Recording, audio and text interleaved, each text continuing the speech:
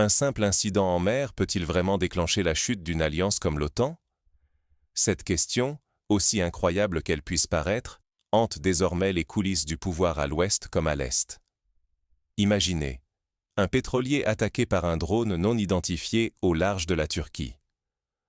L'origine de cette frappe reste un mystère, mais elle a suffi à enflammer les esprits dans une région déjà sous tension extrême. Au même moment, les lignes diplomatiques bougent. Une délégation russe, sous haute surveillance, se rend à Washington pour discuter en face à face avec des membres du Congrès américain. Un geste rare, alors même que l'escalade militaire gagne du terrain autour de l'Ukraine. Sur le terrain, les armes parlent. Les bombardements redoublent d'intensité autour de la frontière ukrainienne, chaque manœuvre militaire venant fragiliser un peu plus l'équilibre européen. Et comme si le climat n'était pas assez explosif, la libération surprise de marins russes détenus ajoute à la confusion générale. S'agit-il d'un geste humanitaire ou d'une pièce de plus dans un jeu d'influence périlleux? Ce qui se joue ici dépasse de loin la simple actualité. C'est la sécurité de tout le continent européen qui vacille. Un engrenage incontrôlable pourrait s'enclencher, menant à une guerre mondiale ou à l'effondrement de l'ordre établi. Votre sécurité, votre pouvoir d'achat et la stabilité de notre monde sont directement menacés. Mais comment en est-on arrivé à une telle situation? Pour comprendre les enjeux, il faut d'abord analyser le contexte global de cette montée des tensions. Depuis le début de l'année, chaque mouvement semble calculé, chaque incident, symptomatique d'un malaise plus profond.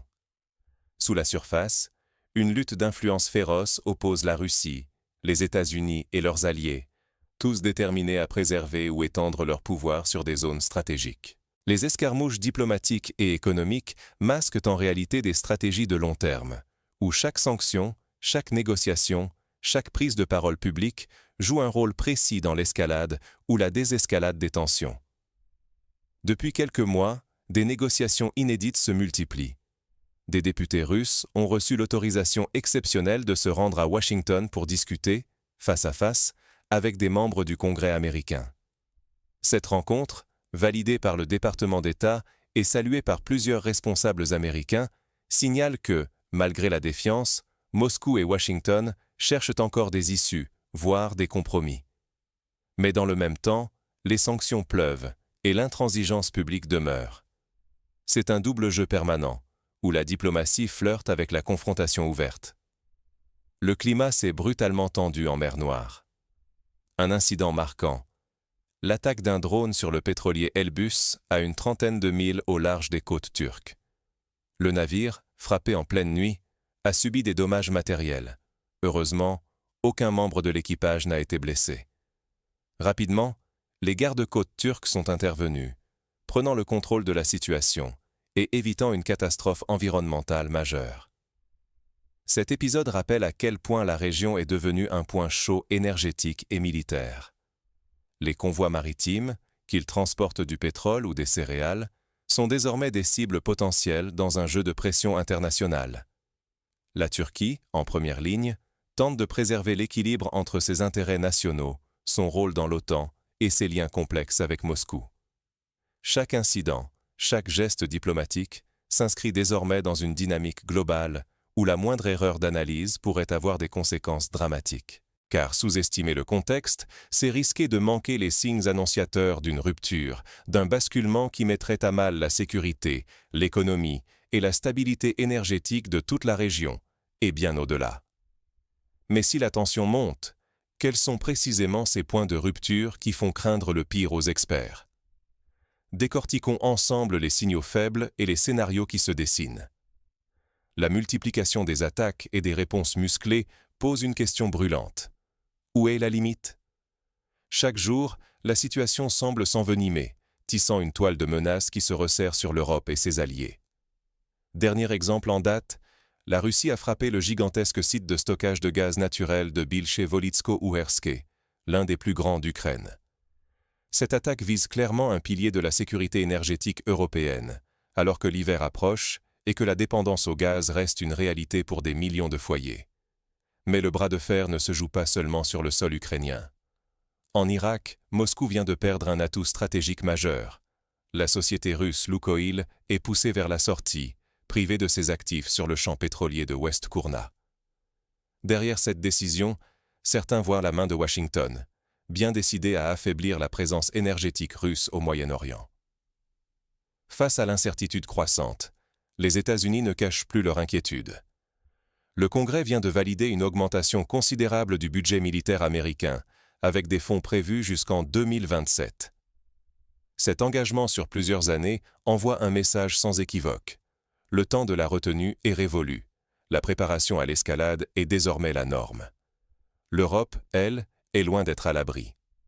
Au nord, les tensions montent autour des frontières danoises. Un récent décret royal autorise désormais l'armée à ouvrir le feu immédiatement contre toute menace jugée sérieuse. Ce geste marque un tournant dans la doctrine de défense du Danemark et alarme ses voisins scandinaves. L'ensemble de ces événements révèle une vérité troublante. L'Europe pourrait bien perdre le contrôle de sa propre sécurité, aussi bien sur le plan énergétique que militaire. Les fissures dans les alliances deviennent visibles, et la guerre de l'énergie s'ajoute à la guerre des nerfs. Face à cette escalade, quelles sont les issues possibles? Peut-on encore éviter le point de rupture, ou sommes-nous déjà engagés sur une pente glissante vers la confrontation totale? Découvrons ensemble les scénarios qui se dessinent. Et si les prochains mois déterminaient le visage du monde pour une génération entière? Derrière chaque incident en mer Noire, chaque déclaration dans une salle de presse, notre avenir collectif se joue à la frontière du dialogue et de la confrontation. Les analystes n'écartent plus la possibilité d'un élargissement du conflit, qui pourrait embraser toute la région au-delà des frontières ukrainiennes et russes. Des voix puissantes et controversées, comme Tucker Carlson, évoquent sans détour le spectre d'une troisième guerre mondiale. Ce ne sont plus des scénarios réservés aux films ou aux romans. Jamais depuis la guerre froide, l'idée d'une confrontation armée directe entre grandes puissances n'a semblé aussi crédible. Les opérations militaires se multiplient, et chaque geste, chaque parole fait grimper la tension d'un cran. Pourtant, la diplomatie tente de reprendre la main. La récente libération de marins russes, obtenue à la suite de négociations intenses, envoie un message. Le dialogue reste possible, même au plus fort de la crise. Mais ces avancées restent fragiles, suspendues à la volonté de dirigeants eux-mêmes sous pression de leurs opinions publiques et de leurs alliés. Le monde retient son souffle. Une défaillance, un tir de trop, et l'engrenage du chaos pourrait s'enclencher. Les chaînes d'approvisionnement mondiales, déjà tendues, risquent l'interruption totale. Le commerce maritime dans la mer Noire est menacé, avec des répercussions sur l'énergie, les matières premières et le pouvoir d'achat de millions de citoyens. L'effondrement économique, local d'abord, puis global, n'est plus une simple hypothèse d'école. En définitive, c'est la paix ou le chaos pour toute une région, avec des conséquences directes sur la sécurité et la vie quotidienne de chacun d'entre nous. Les choix qui seront faits dans les semaines à venir pourraient redéfinir l'ordre mondial pour des décennies. Mais comment, concrètement, se préparer à un tel basculement? Individuellement, collectivement, existe-t-il des moyens d'anticiper l'imprévisible et de protéger ce qui peut encore l'être? Explorons maintenant les stratégies et actions concrètes à la portée de chacun pour traverser cette période d'incertitude extrême. Ignorer ces signaux n'est plus une option. Face à l'instabilité croissante, chacun d'entre nous doit se montrer lucide et engagé, sous peine de subir les conséquences d'événements que certains croient encore lointains ou isolés. D'abord, il est crucial de s'appuyer sur une information fiable et indépendante. Entre désinformation et propagande, distinguer les faits des manipulations devient vital pour comprendre ce qui se joue réellement autour de la mer Noire, dans nos alliances et sur les marchés mondiaux. Surveiller attentivement l'évolution des alliances et des marchés énergétiques n'est pas réservé aux experts.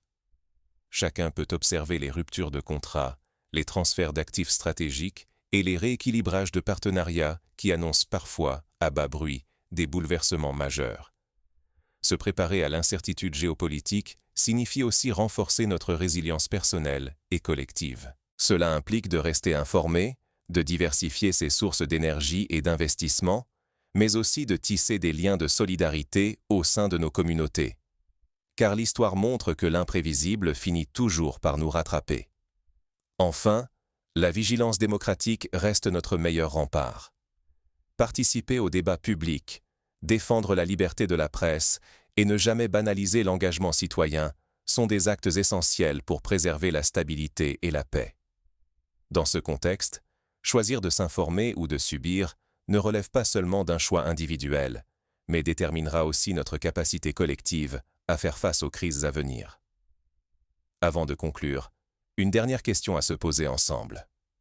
Mais au-delà de ces défis collectifs, quel rôle concret chacun peut-il jouer dans cette période de basculement?